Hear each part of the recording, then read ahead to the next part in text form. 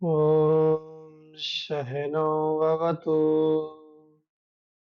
सहनौ भुनक्तु सह वीर्यं करवावहै तेजस्विनावधीतमस्तु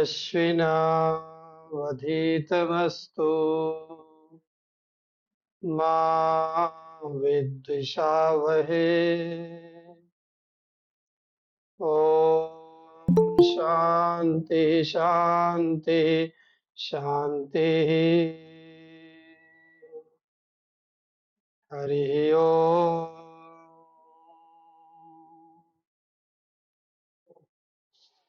श्री गुरुभ्यो नमः। हम लोग प्रतिप्रसव साधना की चर्चा कर रहे हैं, जो कि जीवन मुक्ति की साधना है। हम जीवन मुक्त जीवन जीना चाहते हैं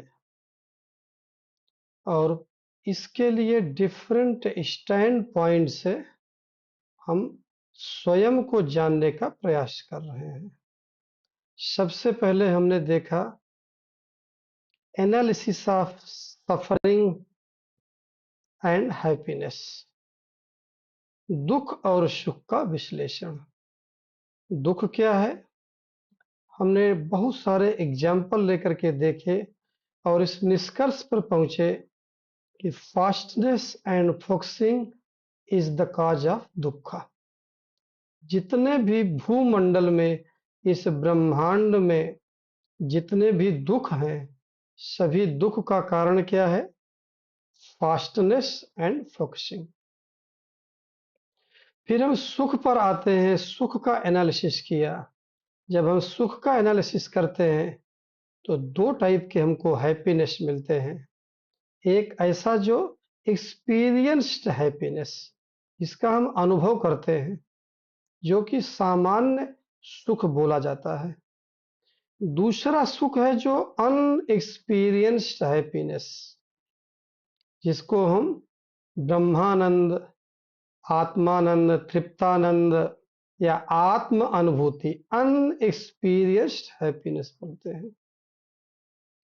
हम लोग यहाँ तक डिस्कशन कर चुके हैं, बहुत सारे एग्जाम्पल लेकर के। द्वापर युग में क्या हुआ, त्रेता युग में क्या हुआ, सतयुग में क्या हुआ, अभी क्या चल रहा है, सभी तरह का एग्जाम्पल लेकर के हम लोगों ने देखा। और हमने ये भी देखा कि कुछ चीजें हैं वो बहुत ही दुर्लभ हैं, वो प्रभु कृपा से, भगवत कृपा से ही मिलता है। क्या चीज? विवेक चूड़ामणि में भगवान शंकराचार्य बोलते हैं तीन चीजें हैं: मानव जन्म, मुमुक्षुत्व और महापुरुष का संश्रय, मतलब गुरु का मिलना। ये तीन चीजें बिना भगवत कृपा से नहीं मिलती हैं। तो पहली चीज तो गारंटी हो गई है, चूंकि हम लोग जन्म ले लिए हैं, तो इसका मतलब हमारे ऊपर भगवत कृपा है। कई लोग ये सोचते हैं कि मेरा जीवन तो बेकार है, मुझे ऊपर तो कोई भगवान की कृपा ही नहीं है। हमारे शास्त्र बताते हैं, हमारे आचार्य, हमारे ऋषि मुनि बताते हैं कि हमको मानव जन्म मिल गया है, इसका मतलब है कि भगवत कृपा ऑलरेडी है। पहली गारंटी इसको हमारा शास्त्र हमको देता है। अब जो कि मानव जन्म मिल चुका है, तो हमको कुछ न कुछ तो करना है। तो क्या जन्म जो मिला है, कुछ लेकर के हम पैदा हुए हैं? हाँ, हमारे शास्त्र बोलते हैं कि इच्छा और क्रिया और ज्ञान, ये तीन चीज, free will, self conscious and self judgemental, ये तीन चीज के लिए किसी को सिखाना नहीं पड़ता है। ये अपने आप हमारे साथ रहता है, ये अनादि है। मानव जन्म जो मिला हुआ है वो हमारे कर्म के कारण से मिला, प्रारब्ध कर्म के कारण से मिला है। चूंकि जन्म मिल गया है इसलिए हमको क्रिया तो करनी है, कर्म तो करना है। जो कर्म करते हैं वो किसके लिए करते हैं? पुरुषार्थ, मतलब पूर्ण बनने के लिए। वैसे वैदिक वांग्मय में, वैदिक लिटरेचर साहित्य में, वेदों में पुरुष का मतलब ब्रह्म से, पुरुष और प्रकृति, सांख्य दर्शन में उसको एक्सप्लेन किया जाता है। वैसे पुरुष के बारे में आता है, पुरुष क्या है? सकल नहीं है, निष्कल है, निष्क्रिय है। ये प्रश्नोपनिषद वेदों पढ़ते हैं, थोड़ा कठिन शब्द है, लेकिन जो नॉर्मल पुरुष शब्द का प्रयोग लौकिक भाषा में प्रयोग किया जाता है वो पुरुष शब्द का मानव के लिए प्रयोग होता है, स्त्रीलिंग और पुल्लिंग दोनों के लिए, महिला और पुरुष दोनों के लिए। यहाँ पुरुष का मतलब केवल पुरुष ही नहीं, जेंट्स ही नहीं, महिलाओं के लिए भी है। अब चूंकि पुरुषार्थ मतलब हमको क्या करना है, मानव जन्म तो ले लिए, अब करना क्या है, ये सबसे बड़ा हमारे जीवन में क्वेश्चन मार्क आ जाता है। तो बाई इंस्टिंक्ट जो है, हमारी जो आदतों के अनुसार तो काम करते हैं, उनको एनिमल बोला जाता है। बोलते हैं ना कि मनुस्मृति में आता है, जन्मना जायते शूद्र संस्काराद द्विज उच्यते। ये जब पूरा श्लोक आप पढ़ते हैं तो सबसे पहले हम शूद्र पैदा होते हैं, फिर द्विज बनते हैं जब उपनयन संस्कार होता है, और द्विज के बाद फिर विप्र बनते हैं जब वेद पाठन शुरू करते हैं, उनको ही विप्र बोला जाता है। और फिर इसके बाद ब्राह्मण बनते हैं। ब्राह्मण मतलब ब्राह्मणी बुद्धि, ये कोई जन्म से नहीं, ब्राह्मणी बुद्धि होती है। तो जब ये पुरुषार्थ हमको करना है तो पूर्ण बनने के लिए करना है। हमारे ऋषि मुनियों ने काफी गहन चिंतन और मनन करने के बाद चतुर्विध पुरुषार्थ को डिसाइड किया। 4 पुरुषार्थ मानव जीवन में करना पड़ता है: धर्म, अर्थ, काम, मोक्ष। ये सभी सनातनी, जो भी सनातन धर्म में बॉर्न एंड ब्रॉट अप है, जो पैदा हुए हैं हिंदुत्व की धारणा के साथ, ये सभी को मालूम है ये चीज।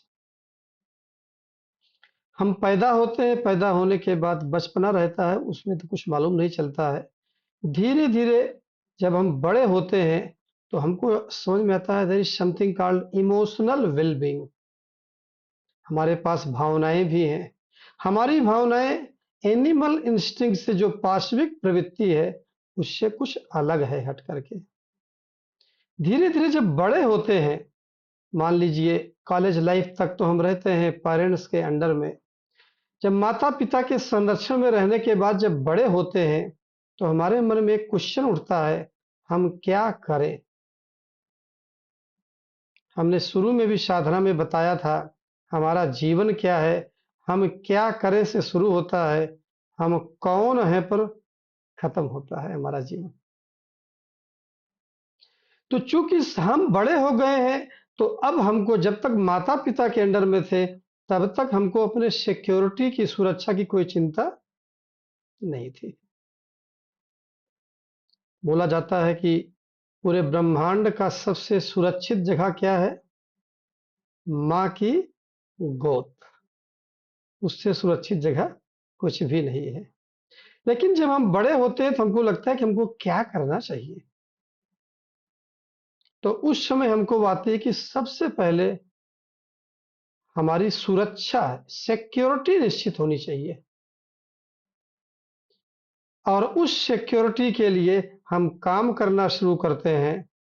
और वही सिक्योरिटी जब काम करते हैं तो उसी को हमारे सनातन धर्म में ऋषि मुनियों ने अर्थ नाम रखा है। सबसे पहले हमको सिक्योरिटी चाहिए, और उसमें भी सबसे पहले हमको कौन सी सिक्योरिटी? अर्थ की। पैसे की सिक्योरिटी।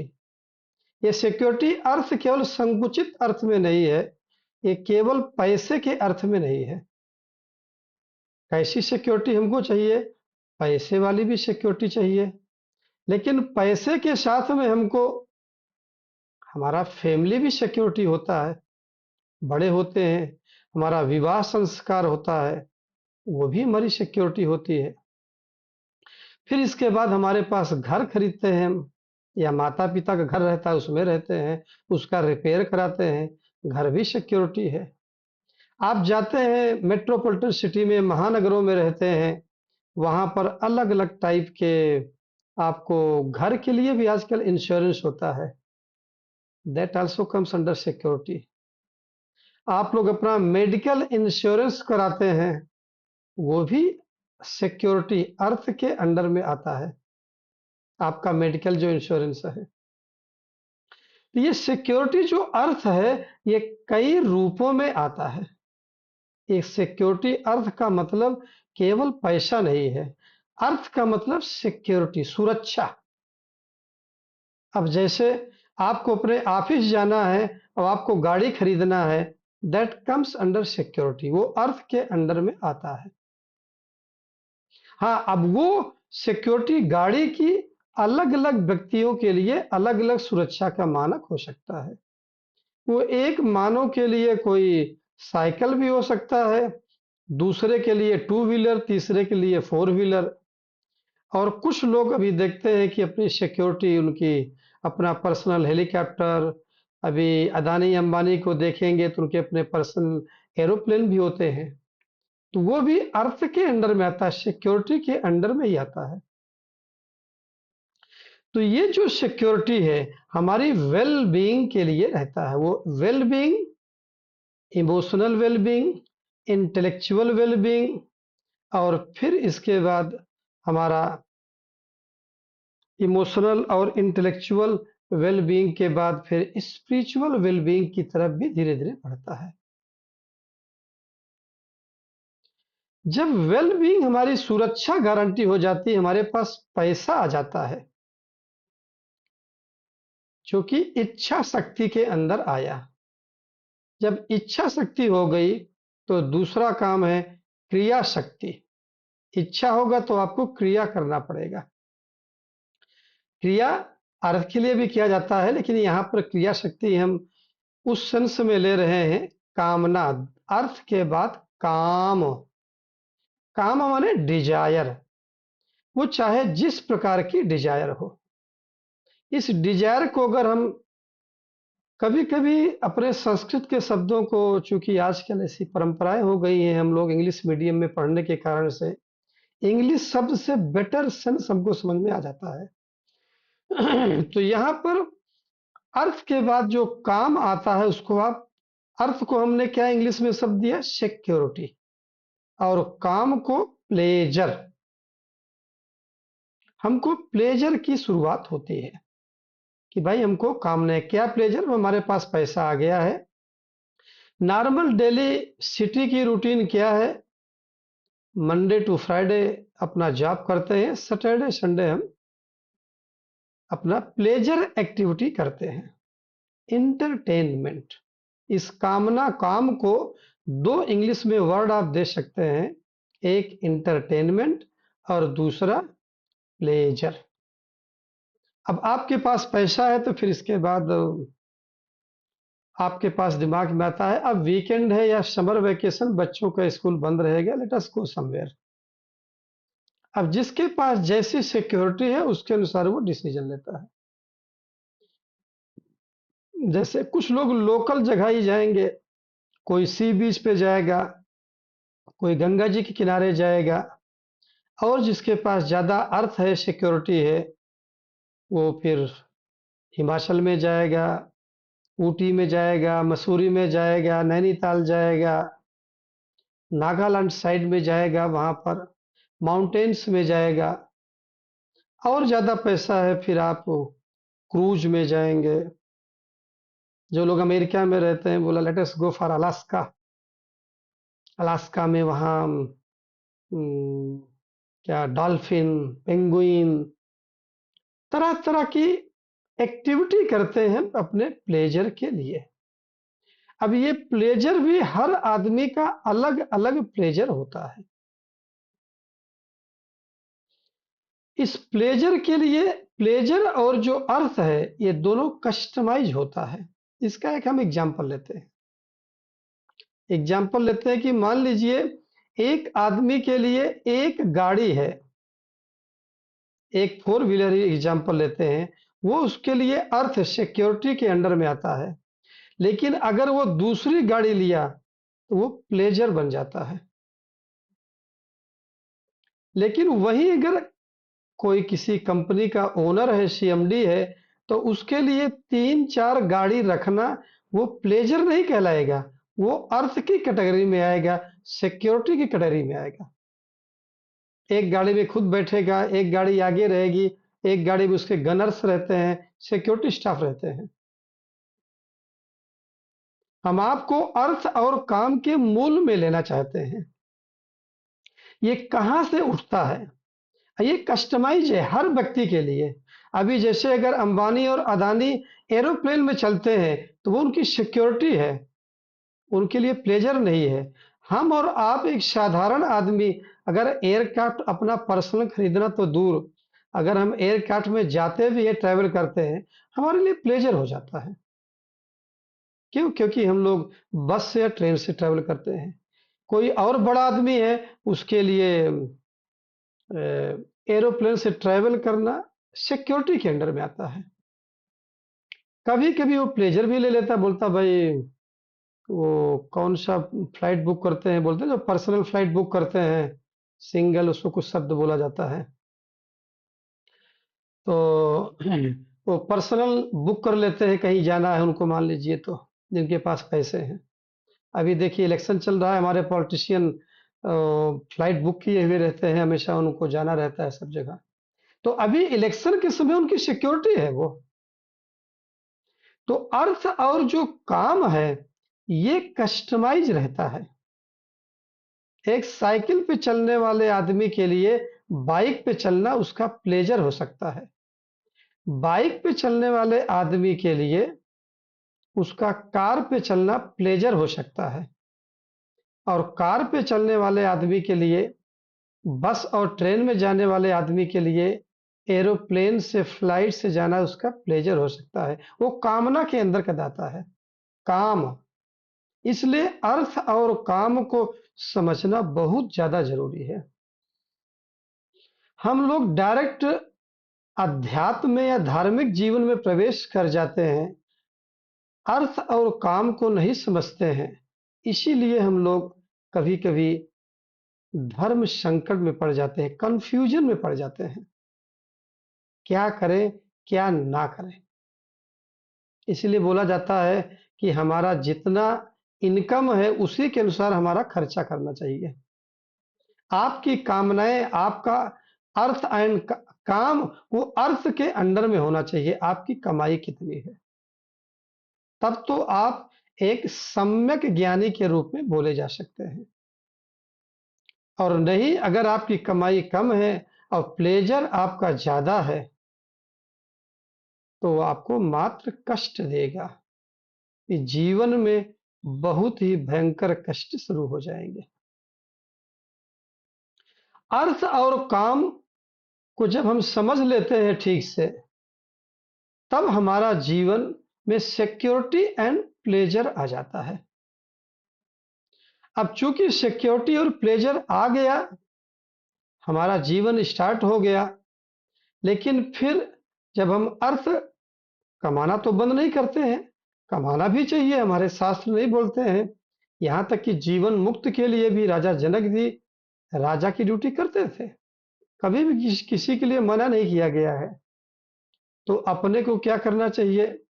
जब हम अर्थ और काम के पीछे पड़े रहते हैं तो हमारे जीवन में रेस्टलेसनेस ऑफ द माइंड शुरू हो जाता है, भी इमोशनल इम्बैलेंस शुरू हो जाते हैं और इंटेलेक्चुअल कॉन्फ्लिक्ट शुरू हो जाते हैं। जब आप केवल सिक्योरिटी और केवल प्लेजर के पीछे पड़े रहते हैं। और जब ये दोनों चीजों आप करते रहते हैं तो ये तीन चीज आपको जन्म दे देता है, ऑटोमेटिक आपके साथ आ जाएगा। तब फिर हम लोग क्वेश्चन करना अपने आप से शुरू कर देते हैं, क्या कमी रह गई हमारे पास, हमको क्या सही करना चाहिए।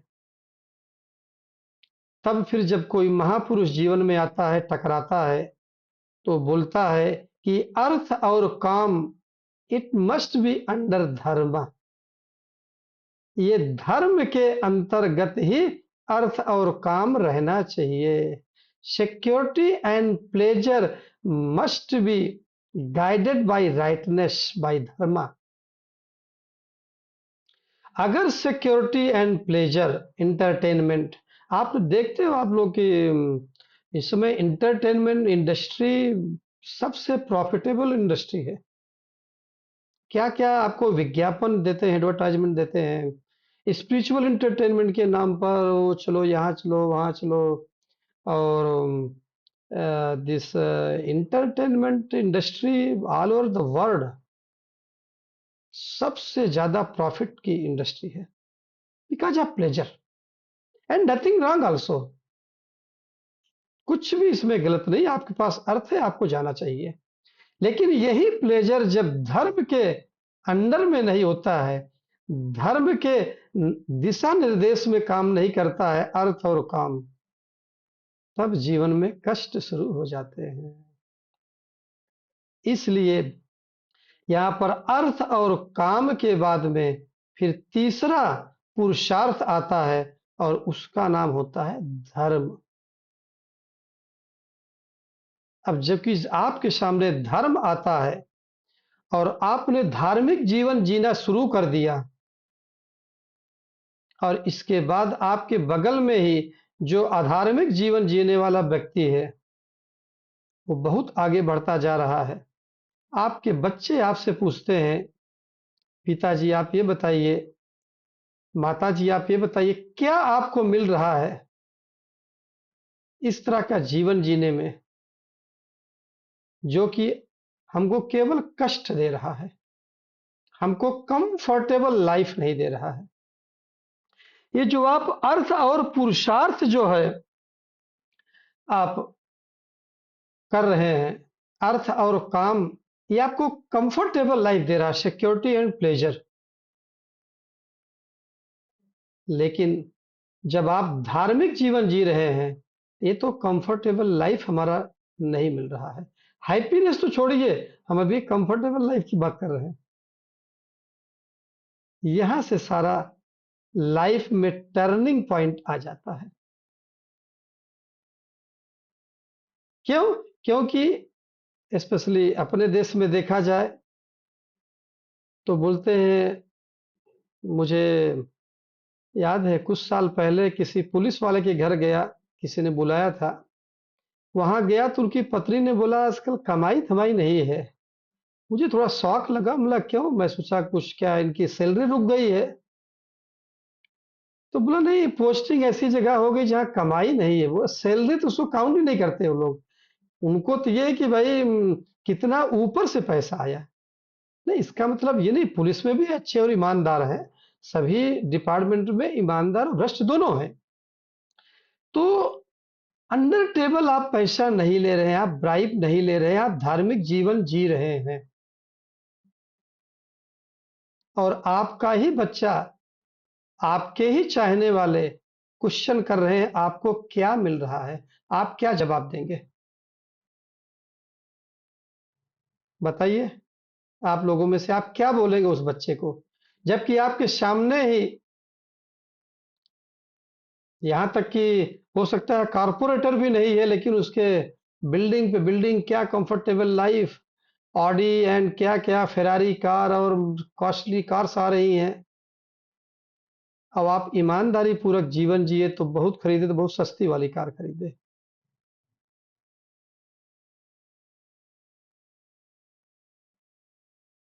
आप अपने बच्चे को कैसे कन्विंस करेंगे कि जो धर्म का एक पार्ट है, कि हम अपने जीवन को शुद्धता पूर्वक जिएंगे, सत्य पूर्वक जिएंगे, सत्यनिष्ठ होकर के रहेंगे, मुझे लगता है कि शायद आप यही बच्चे को बताएंगे, आत्मनः प्रतिकूलानि परेशान न समाचरेत।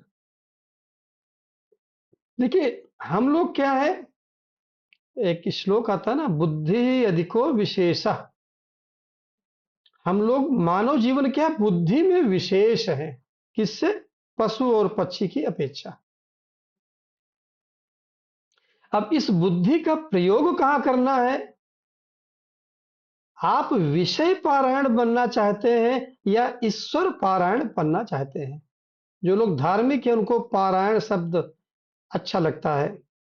कई लोग तो कई रामायण वगैरह का पारायण पाठ भी करते हैं। लेकिन विषय पारायण रहना चाहते हैं या ईश्वर पारायण रहना चाहते हैं? अगर हम धर्मयुक्त जीवन जी रहे हैं, तब हम अपने बच्चे को बताते हैं कि क्या आपको कोई धोखा दे आपको पसंद है? यहां तक कि किसी चोर से पूछिए, तो चोर भी कभी ये नहीं बोलता कि मेरे घर में कोई चोरी करे। आप वृदारण्यक उपनिषद का बहुत ही फेमस कथन याज्ञवल्क्य ऋषि का और मैत्रेयी उनकी पत्नी के साथ, आत्मनस्तु कामाय सर्वम प्रियम भवति, न ही सर्वस्य कामाय सर्वम प्रियम भवति। आई लव माई सेल्फ, मुझे स्वयं को मैं प्रेम करता हूं, इसलिए मैं दूसरे से प्रेम करता हूं। और सबसे बड़ा अगर एग्जाम्पल देख लिया जाए कि एक माँ अपने बच्चे को थोड़ा सा भोजन बचा है, अपने बच्चे को खिला देती है, तो उसमें भी आत्मनस्तु कामाय है, क्योंकि माँ अपने बच्चे को खिला करके वो माँ खुश होती है। तो आत्मनस्तु कामाय आत्मनः प्रतिकूलानि परेशान न समाचरेत। यहां तक कि आप फेमस एग्जाम्पल लीजिए महाभारत का। एक सेंस में मैं दुर्योधन को सुयोधन बोलता हूं। दुर्योधन तो उसकी बुद्धि का नाम है। आपको मालूम है भगवान कृष्ण से वो कितना बड़ा गहरा प्रश्न करता है? नॉर्मल युधिष्ठिर जैसे प्रश्न नहीं कर सकते हैं वो। उसने ये सबको मालूम है, बोलता है कि हाँ मुझे धर्म मालूम है लेकिन फिर भी मैं धर्म नहीं करता हूं। ये सबको मालूम है। एक और गहरी चीज है, अगर आप महाभारत पढ़ें तो और भी गहरी चीज है। शायद आप लोगों ने ध्यान दिया होगा, अगर नहीं दिए तो मैं बताता हूं। भगवान कृष्ण बोलता है कि एक तो ये मैं दुर्योधन हूं जो मैं पांडवों को परेशान कर रहा हूं, उनका राज्य में ले रहा हूं, और मैं जीवन भर धर्म जानता हूं, बट न मैं जाना भी, न मैं कुछ श्लोक है ना ऐसे, जानता हूं लेकिन मैं करता नहीं हूं। लेकिन एक और गहरी बात दुर्योधन बोलता है, बोलता है हे कृष्ण, ये बताओ तुम तो भगवान हो, जो भीतर मेरे कौन बैठा है? भीतर तो तुम ही बैठे हो, तुम ही तो मेरे को इग्नाइट कर रहे हो गलत काम करने के लिए। इतना बड़ा ज्ञानी दुर्योधन, उसको ये बात मालूम है कि मैं गलत काम कर रहा हूं, और गलत काम कराने वाला है, गलत बुद्धि देने वाला कौन है? भगवान ही तो दे रहा है। ये भगवान कृष्ण से क्वेश्चन करता है दुर्योधन। देखिए, एक चीज अगर आप थोड़ा सा सूक्ष्म रूप से अगर आप विचार करें, चिंतन मनन करें, तो जो चोर जो गलत काम करते हैं उनको धर्म का ज्यादा ज्ञान होता है धार्मिक व्यक्तियों से अपेक्षा में। धार्मिक व्यक्ति से ज्यादा जो चोर होते हैं, जो गलत काम करते हैं, उनको धर्म का ज्ञान ज्यादा होता है। आप कभी भी देखिए, एक चोर भी कभी नहीं कहेगा कि हमारे यहाँ कोई चोरी करे। तो आत्मनः प्रतिकूलानि परेशान न समाचरेत, ये सुभाष स्थान है।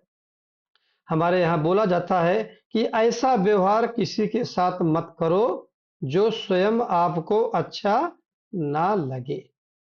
इसलिए धर्म की सबसे पहली चीजें हो गई कि हम ब्राइब नहीं लेंगे, हम जो अर्थ और कामना की चीज करेंगे वो धर्म के अंडर में रहेगा। एक और एग्जाम्पल लेते हैं। वो एग्जाम्पल है, एक माँ अपने बच्चों के लिए रातों दिन काम करती है। ये अर्थ के अंदर आता है, ये काम के अंदर आता है।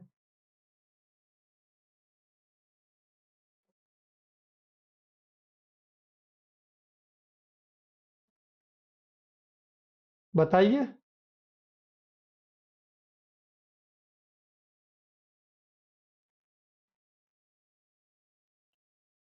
माँ अपने बच्चों के लिए काम करती है।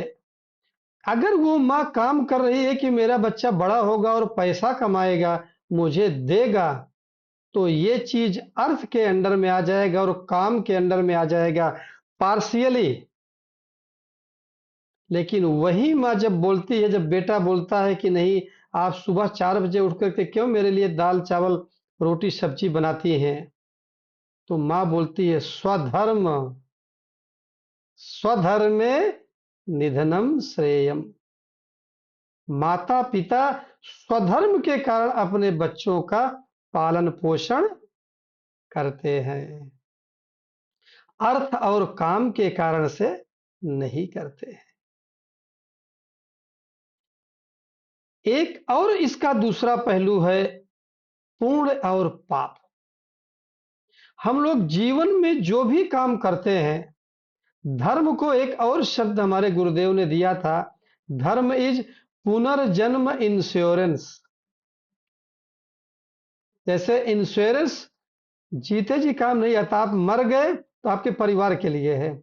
उसी तरह से पुण्य किसके लिए है? आपके मरने के बाद आपके काम आएगा। इसलिए हम दान करते हैं, इसलिए हम तरह तरह के भोजन कराना गरीबों के, कन्यादान करना। आज आज की सबसे बड़ी जरूरत क्या है? हिंदुओं की पॉपुलेशन कम हो रही है। सबसे बड़ा पुण्य कमाने के क्या है? दो रास्ते हैं। हमारे गुरुदेव भगवान बताते हैं अभी आज के दिन में केवल दो रास्ते। एक तो जिनको जिनके कम बच्चे हैं उनको बोलो आप बच्चा पैदा कीजिए, मैं आपके बच्चे का खर्चा उठाऊंगा।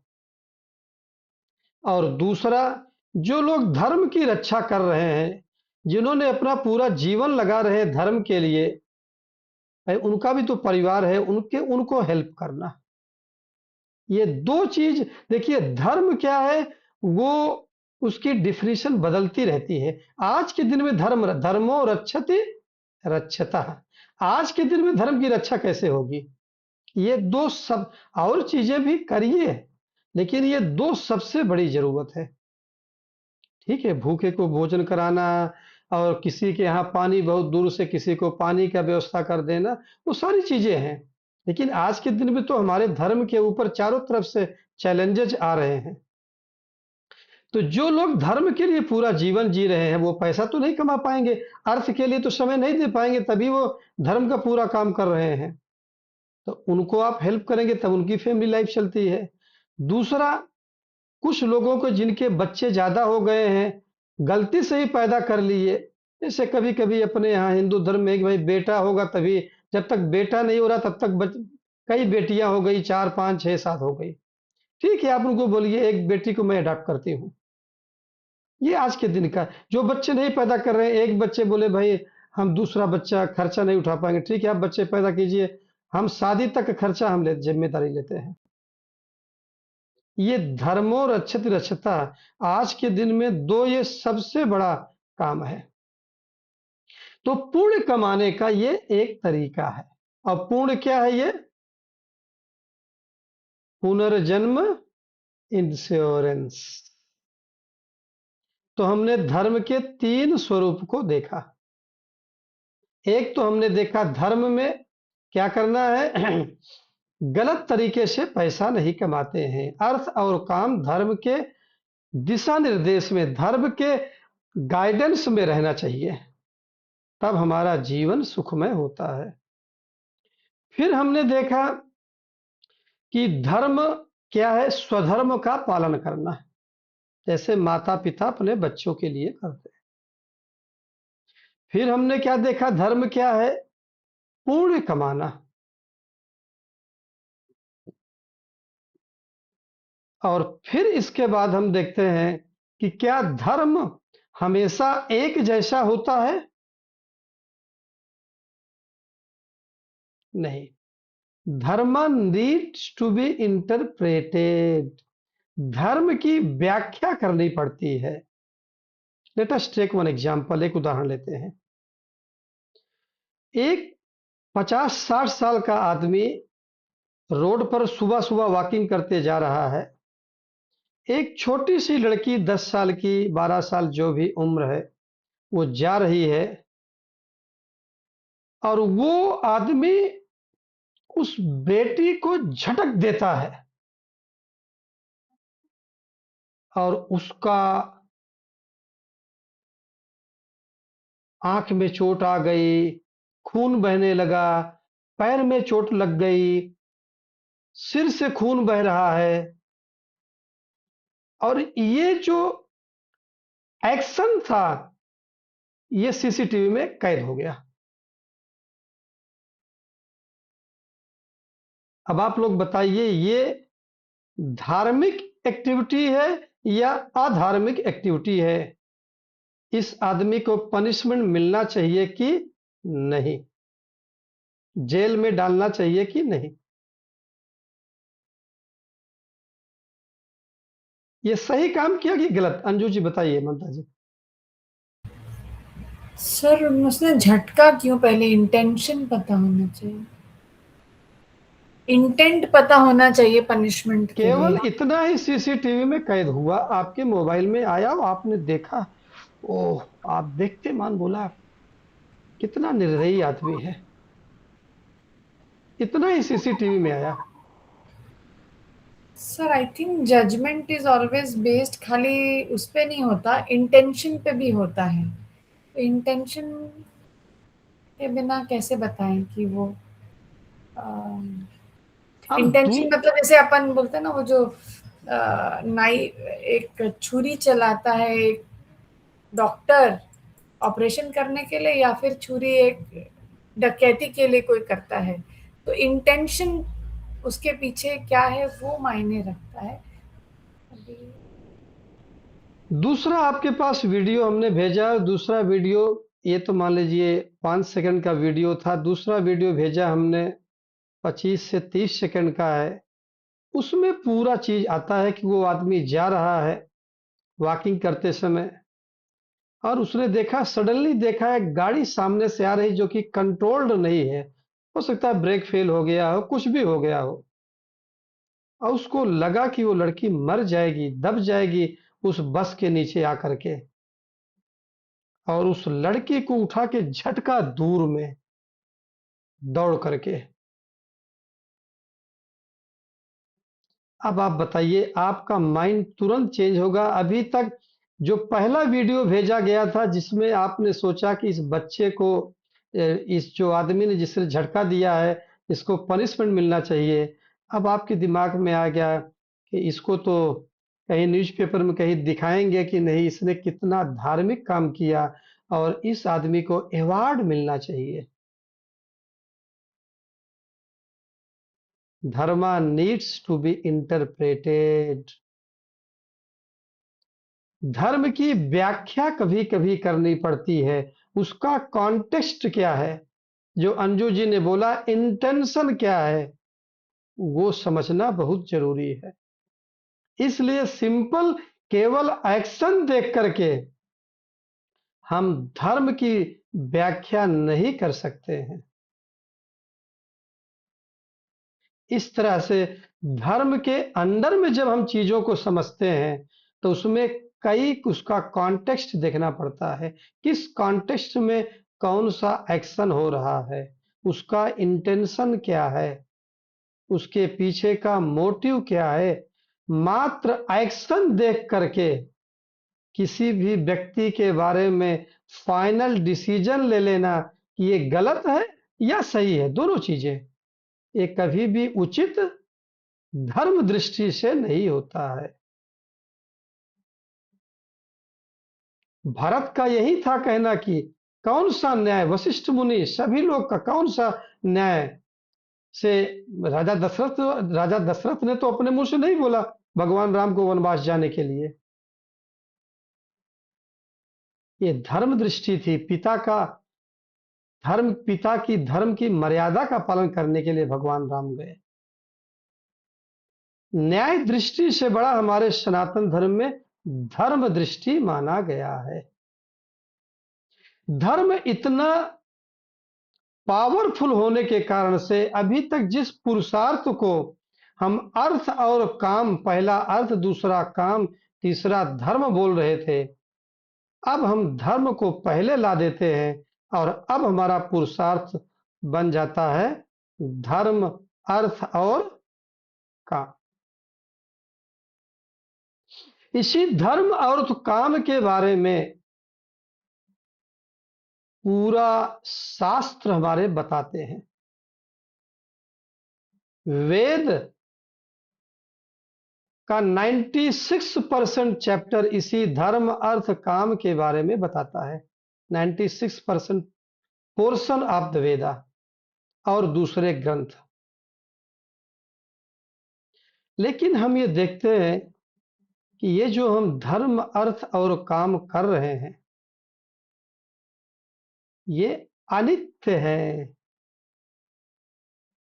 ये हमको कंफर्टेबल लाइफ तो दे सकते हैं, लेकिन ठीक है समवॉट हैप्पीनेस भी दे सकते हैं, लेकिन क्या ये इटर्नल हैप्पीनेस, परमानेंट हैप्पीनेस, क्या इससे हमको मिल सकता है? जब आप ऐसे क्वेश्चन ऑटोमेटिक जब आते हैं, क्योंकि बार बार आप देखते हैं कि जब आप जीवन जिएंगे तो आप धर्म संकट में फंस जाते हैं। फिर लगता है कि जीवन में वो खुशी नहीं मिल रही है जिस खुशी के लिए हमने धर्म को, अर्थ और काम को फॉलो किया, और मिल भी रही है तो टेम्परेरी है, अनित्य है। और धर्म, अर्थ और काम सीमित रूप से चीजें देते हैं, परिच्छिन्न है। ये दो हमारे शास्त्र दो नए शब्द का हमको इंट्रोड्यूस करते हैं, परिच्छिन्न एंड अनित्य। मतलब इनसे जो खुशी मिलती है वो टेम्परेरी हैप्पीनेस है, हमको लंबे समय तक इटर्नल हैप्पीनेस हमको नहीं मिलती है। तब जब इस तरह का इटर्नल हैप्पीनेस अगर हम खोजना चाहते हैं, तब हमारे पास आता है चौथा पुरुषार्थ, और उसका नाम है मोक्ष पुरुषार्थ। चौथा पुरुषार्थ। तो अब आप बोलेंगे कि सबसे पहले आपने अर्थ के बारे में बात किया, पहला पुरुषार्थ, फिर दूसरा पुरुषार्थ, फिर तीसरा, फिर चौथा, फिर ऐसे वन बाय वन जीवन में हमको आप बढ़ाते जाएंगे? नहीं, हमारे ऋषि मुनियों ने बहुत गहर चिंतन किया।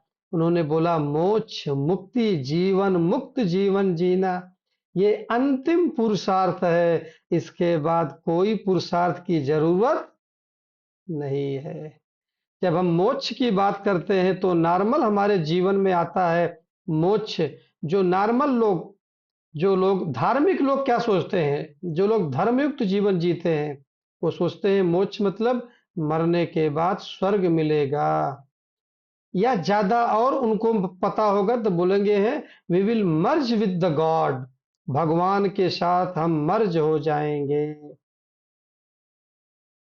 ये जो चतुर्विध पुरुषार्थ है हमारे ऋषियों ने मोक्ष, ये वो पुरुषार्थ नहीं है कि आपको मरने के बाद स्वर्ग मिल जाएगा।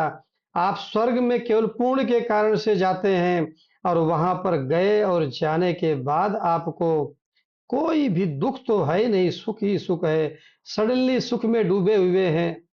उर्वशी उर्वशी रंभा जैसी अप्सराओं का नृत्य चल रहा है, और उसी समय यमराज के पार्षद आते हैं, खींचते हैं और फिर बोलते हैं भाई वापस चलो, आपका पुण्य पूरा क्षीण हो गया, स्वर्ग की इतनी ही, स्वर्ग की भी लिमिटेशन है। आप बोलोगे कहाँ कहाँ, मैं तो पूर्ण किया था। बोला बस समय समाप्त। बोले अब कहाँ भेजोगे? बोले वो तो भाई चित्रगुप्त से मिलूंगा जो हमारा अकाउंटेंट है, और फिर यमराज जी जो आदेश देंगे हम करेंगे। ये धार्मिक जो व्यक्ति हैं उनकी सोच है मोक्ष के प्रति। लेकिन वेद का अंतिम पोर्शन वेदांत, जिसको हम उपनिषद बोलते हैं, या उसके बाद के ग्रंथों को लिया जाए, त्रेता युग में योग वासिष्ठ, द्वापर युग का गीता, ये सब मोक्ष शास्त्र हैं। ये धर्म शास्त्र नहीं है, ये ब्रह्म विद्या की बात करते हैं। कौन सा? वेद का उपनिषद लास्ट पार्ट, केवल 4%। 96% तो वेदों में भी धर्म अर्थ काम, धर्म अर्थ काम। बोले आपकी कामना हुई, पुत्र चाहिए, बोला पुत्र कामेष्टि यज्ञ कीजिए। आपको क्या चाहिए? ये यज्ञ कीजिए। आपको जो है अर्थ चाहिए, आप अपना अधिको अधिकस्य, अर्थ की क्या है? कर्म का क्या है भाई? कर्म करेंगे तो कर्म फल मिलेगा। धर्म अर्थ और काम ये कर्म करने से कर्म फल के कैटेगरी में आते हैं। लेकिन मोक्ष किसी कर्म का फल नहीं है। ना तो मंत्र जप करना, और ना तो फिर स्वर जप करना। कितने भी बड़े हम ध्यान और समाधि में ठहर जाएं, उनको भी मोक्ष और मुक्ति नहीं मिलने वाली है। उसके लिए एकमात्र सहारा वेदांत उपनिषद, और उसको समझने के लिए योग वासिष्ठ, गीता और सिद्धि ग्रंथ, प्रकरण ग्रंथ, ये सब उसको समझने में सहायक होते हैं। तो मोक्ष हमको तब हमारे जीवन में आता है जब सेंस ऑफ इनकम्प्लीटनेस होता है, जब जीवन में अपूर्णता रहती है, तब ये मोक्ष आता है। कैसी अपूर्णता? कि स्वर्ग से भी वापस आना है। नॉर्मल अपूर्णता नहीं, स्वर्ग का भी हमारा समय खत्म होगा, उससे भी ब्रह्मलोक से भी वापस आना है।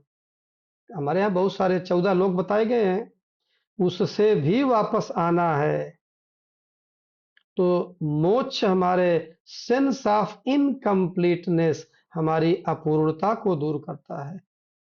मोक्ष हमारा अनएक्सपीरियंस्ड हैप्पीनेस, धर्म का धार्मिक काम करते हैं, दूसरे काम अर्थ और काम में एक्सपीरियंस्ड हैप्पीनेस आता है, सुख कंफर्ट आता है, एक्सपीरियंस के द्वारा जो आता है। लेकिन मोक्ष में अनएक्सपीरियंस हैप्पीनेस। और मोक्ष में क्या आता है? आत्यंतिक दुख निवारणम, निरतिशय सुख प्राप्ति। तो ये चीजें जब हमारे पास, ये कब आता है? ये मुमुक्षा, 3 चीजें बताया ना भगवान ने।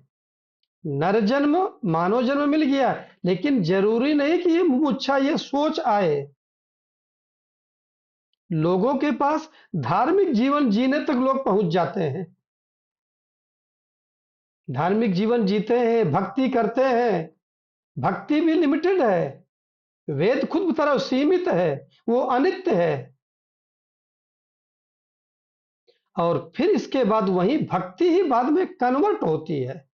इसका मतलब ये नहीं कि भक्ति नहीं करना है, भक्ति बहुत जरूरी है चित्त की शुद्धता के लिए। बिना उसके आपको मोक्ष मिल ही नहीं सकता है। तब जब हम ये चीज हमारे पास आता है कि हमको ये इटर्नल हैप्पीनेस नहीं है, हमारे पास पूर्णत्व नहीं, sense of incompleteness, means I lack something, I want to become something, मोक्ष में ऐसा कुछ भी नहीं है। तब हमको पता चलता है प्राप्तस्य प्राप्ति ही, that freedom which you are seeking, that is already within you, and you are the freedom, you are the ananda, you are the self. आप स्वयं ही स्वयं हैं। जब ये भाव आता है तब उससे हमको मुक्ति मिलती है।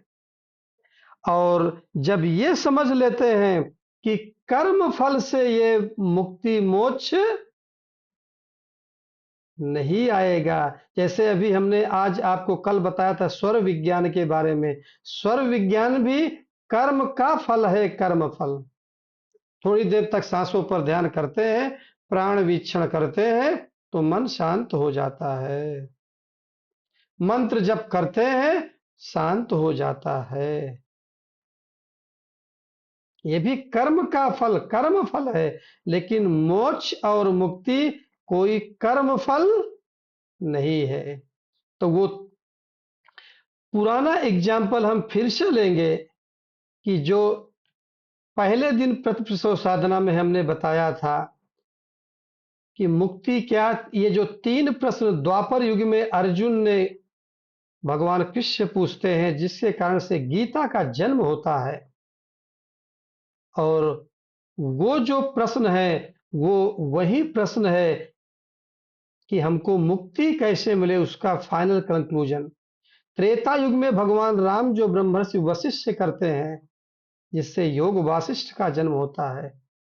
और सतयुग में जो स्वयं नारद ऋषि छांदोग्य उपनिषद में सनत कुमार से करते हैं, वो वही बताते हैं, हे प्रभु आप लोग हमारा रिकॉर्डिंग सुनिएगा, मैं मंत्रविद हूं, बट तरति शोकम आत्मवित, मंत्रविद न तु आत्मवित। तो मोक्ष और मुक्ति कोई कर्म करने से नहीं मिलेगा। तो आप लोग सोचेंगे हमको तो नहीं चाहिए, हमको बच्चे तो मना करेंगे भाई हमको, नहीं, इसका गलत अर्थ नहीं है। आप अगर मोक्ष चाहते हैं, मोक्ष आपको मिलता है, मुक्ति, जीवन मुक्त जीते हैं, तब भी धार्मिक और अर्थ का और कामना का जीवन जी सकते हैं। कुछ लोगों का यही डर बना रहता है, अरे मुझे तो जीवन मुक्त नहीं बनना, नहीं तो मेरा घर परिवार छूट जाएगा।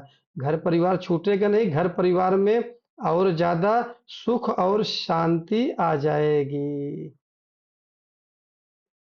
ये एक छोटा सा पुरुषार्थ चतुष्टय, जिसको बोलते हैं चतुर्विध पुरुषार्थम, और जो कि मोक्ष अंतिम पुरुषार्थ है। और जब इसको हम करते हैं, इसमें ठहर जाते हैं, तो लास्ट में पता चलता है कि मोक्ष के लिए ही धर्म अर्थ और काम भी उसी के लिए है। मतलब फिर लास्ट में हमको ये फाइनल कंक्लूजन ये होता है कि 4 पुरुषार्थ नहीं है, केवल एक ही पुरुषार्थ है, और उसका नाम मोक्ष है। धर्म अर्थ और काम उसको हेल्प करते हैं। धर्म और अर्थ और काम फिर चित्त शुद्धि का साधन बन जाता है। जो प्लेजर का साधन था, इंटरटेनमेंट का साधन था, वही चित्त शुद्धि का साधन बन जाता है। तो ये पुरुषार्थ चतुष्टय का जो स्टैंड पॉइंट है, व्यू पॉइंट है, उससे स्वयं को जानने के लिए एक छोटा सा प्रयास है। इसके बहुत सारे उदाहरण दिए जा सकते हैं, और भी इसमें चिंतन मनन किया जा सकता है। आप लोग जब चिंतन मनन करेंगे, इसमें और बहुत सारे प्रश्न भी आएंगे, और प्रश्न आने के बाद फिर अगले सत्संग में हम लोग उस प्रश्न का समाधान करने की कोशिश करेंगे। ओ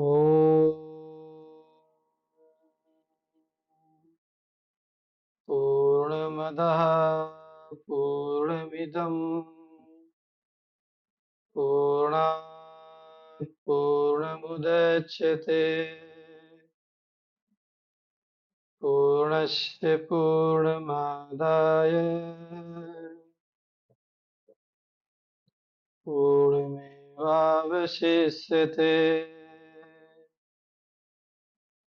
ओम शांति शांति शांति। हरि ओम। श्री गुरुभ्यो नमः।